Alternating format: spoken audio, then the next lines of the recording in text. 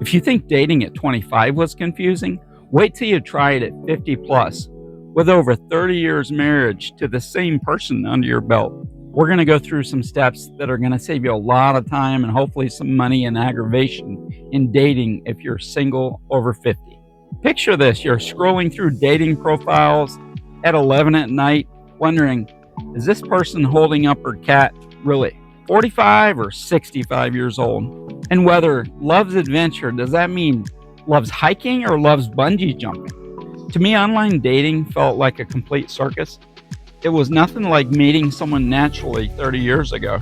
The digital world, it has rules that nobody explains to a man over 50 years old. And there are plenty of times where I was texting someone just starting to try to pique their interest, and I totally trip over my words, and I'm texting. It just doesn't feel organic or natural. And really, the online dating apps are how people meet in this day and age. But the real shock came to me when being separated wasn't enough. Women want you to be fully divorced before they even talk to you.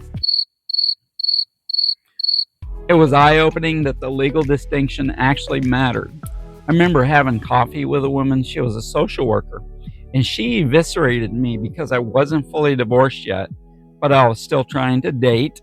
And she also really had issue with the fact that I don't know why I said this at the time, but I explained to her that my ex-wife was my best friend still.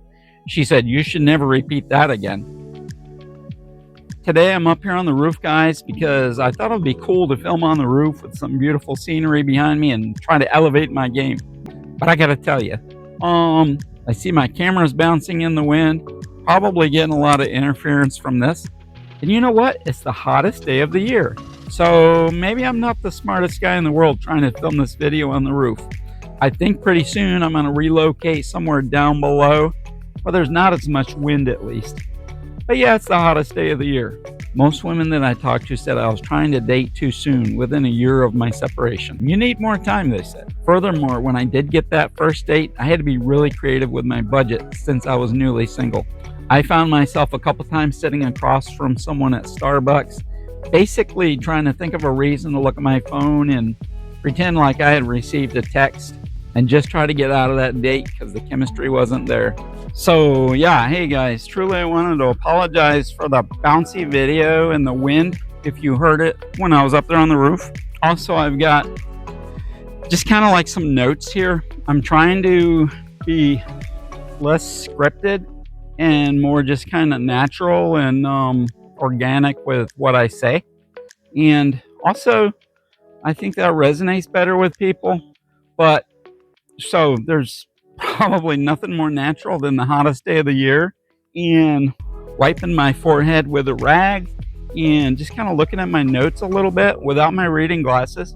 So that's what you got. I did want to dive into this content, and the thing with being a value creator is sometimes you just have to get the information out there and worry less about how perfect things look and saying things exactly on script, and just kind of more getting the information out there and moving on to your next video.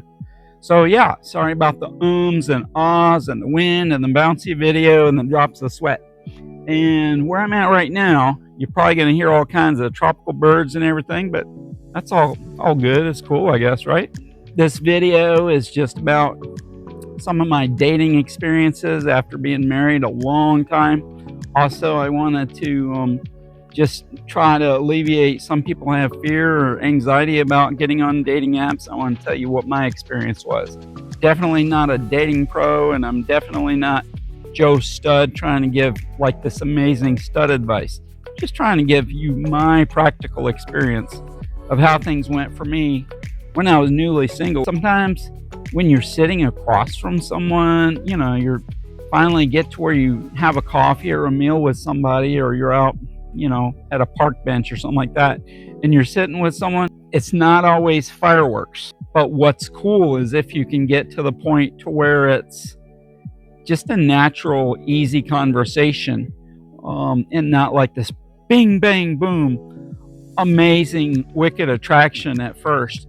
Sometimes the best relationships take a little bit of time, and they also come out of neat friendships where the dialogue is special and you connect and get to know your situation better. This is something I came across early in my dating life. My dating again life is with inflation the way it's gone. I felt like I wasn't gonna invite a woman to dinner that I hadn't actually met before, just because of the price of inflation, the cost of meals and everything. I pretty much kept it to appetizers and a drink or to coffee. Most of the time when I met someone for the first time, it was for coffee. It was a whole lot of Starbucks. But the point is that it's almost like a numbers game. You go through many contacts with people, sitting and talking and getting to know them and stuff like that. And there's so many times that they look amazing, or they seem amazing, or they come across as amazing in the app, and they come across as really cool in the texting, but you see them face to face, and obviously they use some filters, or obviously they've got photos from like 15 years ago. And it's not being just like superficial, but I think when people are on the dating app, and especially women, they want to put their best foot forward. But a photo from 15 years ago or a filtered photo just ain't gonna cut it. And I remember one time I arranged to have a meal, like a lunch in a little cafe with someone, and she was quite a ways away. So we met. It was about a 40-minute drive for each of us. We met in between. And the kicker is, when I sat down with her, she was very much a different person than when we were talking online, and her photos were old too. And even the small things, like she looked like she had been out gardening tomatoes in her garden. Her fingernails were not taken care of, and she clearly had been through it, which happens. But the point is she didn't come across as how she presented originally. And I see big raindrops falling, so I may very well need to relocate one more time. But if that's what has to happen, that's what has to happen. We're going to get this video filmed. Also, a very surprising twist that I had in my dating experience, and pretty much I dated for 2 years after becoming single, and then before I met a really amazing woman that I'm with now. What was surprising is there were 4 women that I dated more than once. And of the 4 women, every one of them after the first date had suggested that we go Dutch for meals, which surprised me because that was way different than like in the 80s and 90s when I was dating, because pretty much then it was a chivalry kind of thing and men were expected to pay. It was very good situation. Because in this day and age, say, you go out for drinks, and if someone's buying top shelf, that gets pricey really quick. So how many of those dates, if you're a newly single guy, budget conscious, can you do in a month's time? Not a whole heck of a lot. All right. Also, this is an awkward topic with guys, but it's something that has to be said, is to go ahead and consider, once you're sexually active, getting STD tested, or what do they call it? STIs now, sexually transmitted infections, and get STI tested. And I even had one nurse that I dated who basically said, hey, I'm not going to sleep with you until you provide your full testing. And that was cool. I understood where she was coming across. But also the other thing is there are some diseases you can get, and like the old term is, penicillin won't cure and soap won't wash off. So yeah, to get STI testing done, probably not a bad idea. And it does show some responsibility for a lot of women who would have that stuff in their consideration, but not really have the gumption to say it. So I wanted to cover some texting traps for you. When I was new in the dating experience, I was about to make one of the biggest mistakes when you're dating, and that is kind of over texting or simping through your texting. And what I was doing is I was texting good night all the time and good morning and these kind of things, and it sends the wrong message to a woman. All right, I've had to relocate a second time. Here I am undercover, and we're going to get this video out.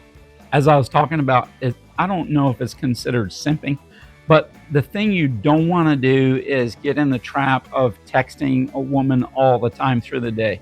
And especially if you're just getting to know her on an app. And I fell into that trap. I was texting good night and good morning. How are you? How's your day? That's all well and good, but that's not what you're there for. You're there to make a connection, to try to arrange a date, and, well, yeah, to get to know them a little bit, but really and truthfully, to get face to face with them and see if you even have compatibility and see if there's any interest in that. Because unfortunately, sometimes it is a numbers game, and you have to kind of get face to face with the person. And I've known people that'll text for weeks. And why? Why are you doing that? No, get out there, meet the person. Potentially, they could be a friend, even if they're not a lover or a love interest. They could be a good friend. And yes, I have made friends with the dating apps, people that I stayed in touch with. Also, you want to learn how to create curiosity and create interest with who you are and what you do. Share your hobbies, share the things that you like. A woman wants to see that you're into different things besides just watching TV, that you have interests, that you hang out with other people, that you have hobbies, because that's attractive to a woman if you have a life of your own. And that if you ever ended up with her, that you're not going to be like, oh, she's not home, and just kind of lonely and sad when she's not around, or relying on her for a life. A woman doesn't want that. She wants you to be confident and for you to have your own life. There is a balance between showing interest in someone and keeping your independence and keeping a little bit of mystery about who you are. And especially even in the early dating instances where you're seeing her a couple times and you can say, okay, I'm going to see you Friday. And if they're texting all day long, say, hey, I'm at work and I'll see you Friday. Because if you have a woman that's a texting hound, and she's going to be almost really controlling of who you're seeing, what you're doing, and how's it going to be in real life, she's going to be even more controlling. The fact that you're only texting her and she's already trying to wrap you around her finger is not a good sign. It's going to be even worse if you end up dating her. This is a way, if you say, hey, okay, we have a date Friday and I'll see you then. You know, I'm very busy at work and I have some stuff going on. And also, if they squirm out of the situation because of that, you've already learned a lot, that they're probably not strong enough emotionally to be in a relationship with you. Speaking of learning curves, let me tell you a little bit about my dating pattern. Apparently, I do have a type that works in helping professions. I met with, or dated 4 different women who are teachers, and also 2 women who are social workers. I really found that teachers can kind of be sort of rigid. For me, I found them to be rigid, a little bit controlling, and also a little bit bossy. The social workers kind of analyze things a lot. I found them kind of tough to crack. Be aware that sometimes our subconscious gravitates toward familiar patterns. With that being said, if you have a failed marriage, a person that you didn't get along with, realize that this type of person might be someone you're subconsciously seeking out. It's worth noting. In a cycle of self-doubt and wondering, like, kind of if I was going to meet the right person, but also kind of in a wanting mode. And what kind of kicked me out of that phase, out of that mindset, was a really incredible book that I read called Love Yourself Like Your Life Depends on It by Kamal Ravikant.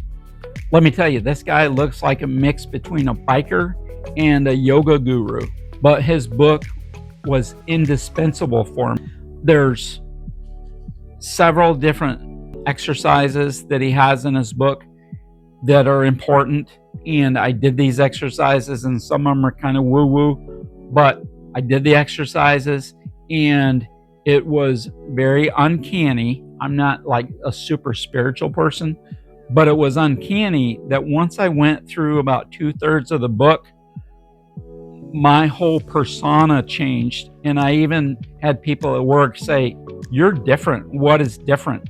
I was walking taller. I had better posture. I had better eye contact. I had better approach. Even looking at myself in the mirror, I had more confidence in myself. I could see it. This book changed my whole mindset with what I believed about myself, but also how I was approaching others. I recommend it. I have put a link down below for the book if you want to check it out and go through it. The book helped me get past a mindset that I wasn't deserving of good things, that I wasn't deserving of good experiences. But even with that breakthrough, I gave up, I think it was like 5 to 8 times on dating when I was single. After my long marriage, I would delete the dating app and just take a few days off.